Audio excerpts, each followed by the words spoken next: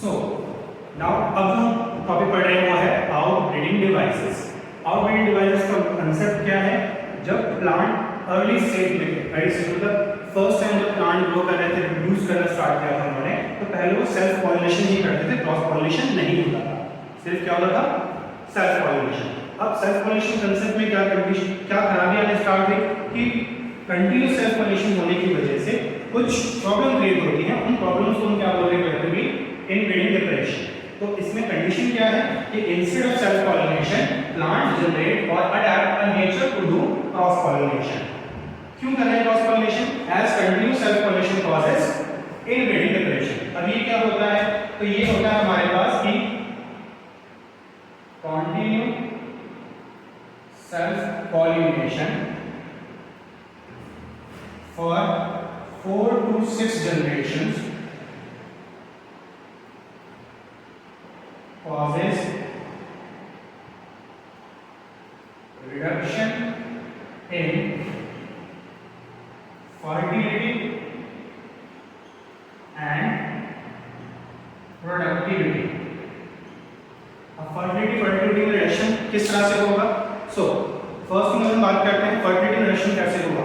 Fertility reduction के अंदर pollen grain से सिंथेसिस नहीं हो पाएंगे, लार्ज नंबर प्रोड्यूस नहीं हो पाएंगे, स्टिग्मा से मैच्योर नहीं हो पाया, फ्लावर रंग से प्रोड्यूस नहीं हो पाया। ये कंडीशन आएगी फर्टिलिटी में लॉस के लिए। फर्टिलिटी की बात करें तो प्लांट में फ्रूट जनरेशन करने में फ्रूट सही से प्रोड्यूस नहीं हो पाया, अदर केमिकल्स जो है वो सही से प्रोड्यूस नहीं हो पाए, जिसकी वजह से वो क्या कर सकता है? ग्रो कर सकता है, अपनी स्पीशीज को अर्थ पे स्प्रेड कर सकता है। तो ये प्रोबेबिलिटी, ये जो हमारे पास प्रोसेस है ये नहीं हो पा रहा। क्यों नहीं हो पा रहा? क्योंकि कंटिन्यूस सेल्फ पॉलिनेशन करने की वजह से ये रिडक्शन आ चुका है। ठीक है, और इसी कलेक्टिवली क्या बोल रहे हैं हम? Inbreeding depression. तो इस इनब्रीडिंग डिप्रेशन से बचने के लिए प्लांट ने क्या किया है? कुछ मेथड्स को अपनाया है। तो मेथड्स क्या है? तो उन्हीं मेथड्स को हम आउटब्रीडिंग डिवाइसेस बोल रहे हैं। ये कौन से मेथड्स हैं? फर्स्ट है यूनिसेक्सुअलिटी, यानी कि इस प्रोसेस में क्या होगा? Male and female plant, the female flower arise on different plant। दो अलग प्लांट, मेल प्लांट अलग होगा, फीमेल प्लांट अलग होगा। जैसे पपाया के क्या होता है? मेल प्लांट अलग, फीमेल प्लांट अलग। तो उस कंडीशन में क्या होगा? इसके अंदर क्रॉस पॉलिनेशन होने के ही चांसेस हैं, कभी भी सेल्फ पॉलिनेशन नहीं होगा। दूसरी कंडीशन में बात करें it's protandry. Protandry का मतलब क्या है? Andriy means एंड्रोशन। सो इस कंडीशन में क्या होगा? एंड्रोशन और एंथर। मेंशन करते हैं anther mature first, then stigma और कार्पेल। कि कार्पेल के मैच्योर होने से पहले एंथर मैच्योर हो गया। अगर एंथर मैच्योर हो गया है, यानी कि अगर हमारे पास ये फ्लावर है, इस फ्लावर के अंदर हम बात कर रहे हैं कि पहले क्या मैच्योर हो गया? पहले हमारे पास एंथर मैच्योर हो गया। तो एंथर से आने वाले पोलन ग्रेन स्टिग्मा पे फॉल तो होंगे, बट स्टिग्मा मैच्योर नहीं है अगर, तो पॉलिनेशन नहीं होगा। है तो एंथर अगर मैच्योर हो चुका है तो इसके पोलन ग्रेन किसी दूसरे फ्लावर पे जाएंगे और वहां पे क्रॉस पॉलिनेशन भी होगा। Same with protogyny. Protogyny means क्या होगा? गाइनोशन पहले मैच्योर होना चाहिए। गाइनोशन है क्या? स्टिग्मा। तो stigma mature first, then anther. तो अगर अब यहां कंडीशन क्या होगी? इसका अपोजिट हो गया कि अब हमारे पास पोलन ग्रेन पहले प्रोड्यूस नहीं हो रहे, पहले मैच्योर कौन हुआ? स्टिग्मा। स्टिग्मा जो मैच्योर हुआ है इसके पास अब जो पोलन ग्रेन आएंगे वो कहां से आएंगे? वो दूसरे फ्लावर से पोलन ग्रेन आएंगे और इसकी पॉलिनेशन करेंगे, क्योंकि इसका खुद का एंकर जो है वो अभी तक मैच्योर नहीं हुआ। देन ये था हमारे पास प्रोटोगाइनिंग।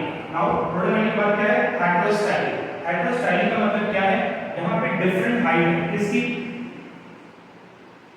डिफरेंट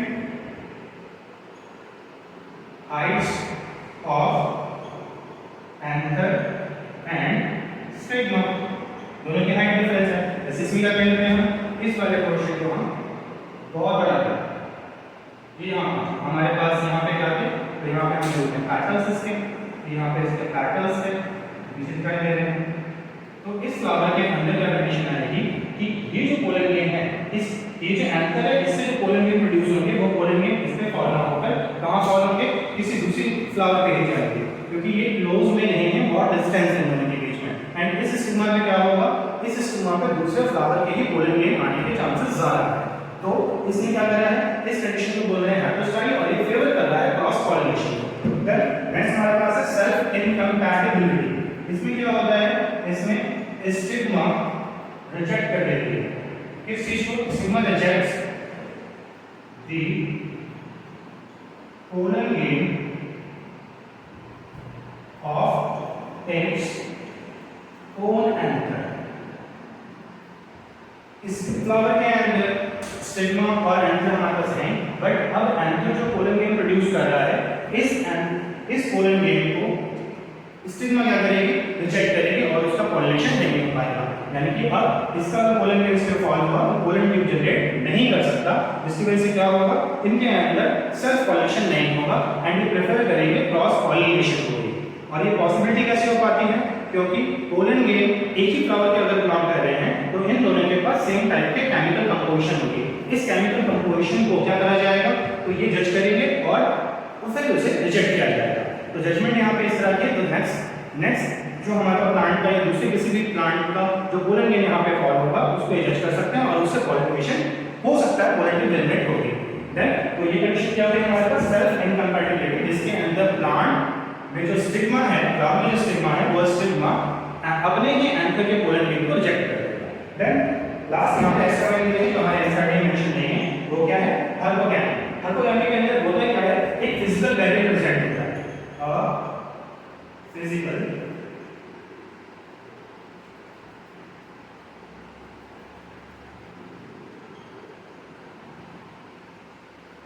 बैरियर, इसका नाम है gynospecium। Gynospecium present between androecium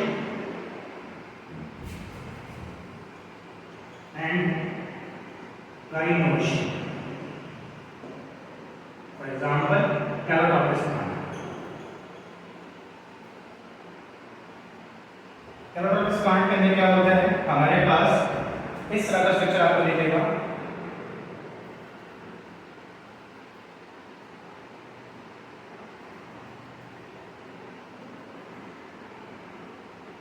इस फ्लावर में हुआ क्या है, इस फ्लावर के अंदर हमारे पास यहाँ पे इसके पैटर्न्स होंगे चारों तरफ, बीच में हमारे पास ऐसा पोर्शन है, इसके अंदर ये जो शेड है हमारे पास ये कवर कर रखा है इसने किसको, तो यहाँ पे इसके नीचे प्रेजेंट है हमारे पास कार्पेल वाला पोर्शन, डायमेंशन पोर्शन, एंड यहाँ पे हमारे पास प्रेजेंट होते हैं ये जो आपके पास पोर्शन है, यहाँ प्रेजेंट होंगे इसके एंथर। तो ये जो एंथर प्रेजेंट है और ये बीच में प्रेजेंट है हमारे पास शेड, इसी को क्या बोला जा रहा है, गाइनोस्पीजियम डिस्क। इसे क्या बोलते हैं हम, गाइनोस्पीजियम डिस्क। इस डिस्क की वजह से इसके पोलन ग्रेन इसके स्टिग्मा पे फॉल नहीं हो सकते और क्रॉस पॉलिनेशन ही होगा। कैसे, जब हमारे पास एंथर यहाँ पे फुली मैच्योर हो जाएंगे, पोलन ग्रेन रिलीज कर देंगे, रिलीज करने के बाद ये यहाँ पे ड्राई हो जाएंगे और ड्राई होने में क्या हो जाएगा, ड्राई होने में फिर ये डिस्क रिमूव हो जाएगी, एंथर रिमूव हो जाएंगे पहले और ये डिस्क रिमूव हो जाएगी। डिस्क के रिमूव होते ही क्या होगा, इसके अंदर जो हमारे पास स्टिग्मा प्रेजेंट है वो सामने आ जाएंगे और फिर जब सामने आ जाएंगे तब दूसरे किसी फ्लावर के पोलन ग्रेन इसके पर फॉल होंगे और पॉलिनेशन होगा। है, तो हमने क्या देखा इसके अंदर हमारे पास अभी हमने 6 टाइप पढ़े हैं आउटब्रीडिंग डिवाइसेस के अंदर। पहला हमने आउटब्रीडिंग पार्ट पढ़ा है इंसेक्टिसाइड के बारे में, दूसरा प्रोटोएंड्री, तीसरा प्रोटोगाइनी, चौथा heterostyly, fifth self incompatibility and then hypogamy. First thing क्या थी हमारे पास इंसेक्टिसाइड के अंदर, मेल एंड फीमेल फ्लावर अलग-अलग प्लांट पे थे। प्रोटोएंड्री के अंदर एंथर पहले मैच्योर होता है स्टिग्मा से, प्रोटोगाइनी के अंदर गाइनोशियम फर्स्ट मैच्योर होगा, यानी कि स्टिग्मा पहले मैच्योर होगी बाद में एंथर होता है। हेटेरोस्टाइल में दोनों की हाइट अलग-अलग है, किसकी, एंथर और स्टिग्मा की दोनों की हाइट बहुत अलग है, जिसकी वजह से क्रॉस पॉलिनेशन नहीं होगा। सेल्फ इनकम्पैटिबिलिटी के अंदर क्या हुआ, स्टिग्मा ने अपने ही फ्लावर के पोलन ग्रेन को रिजेक्ट कर दिया। देन हाइपोगैमी के अंदर क्या हुआ, एंथर और स्टिग्मा के बीच में एक डिस्क प्रेजेंट है जिसे हम क्या बोलते हैं, गाइनोस्पीजियम डिस्क बोलते हैं। ये डिस्क होने की वजह से दोनों में सेल्फ पॉलिनेशन नहीं होगा। क्या होगा तो क्रॉस कोरिलेशन नहीं होगा। देन तो ये आपका था ऑर्बिटरी डिवाइसेस। ओके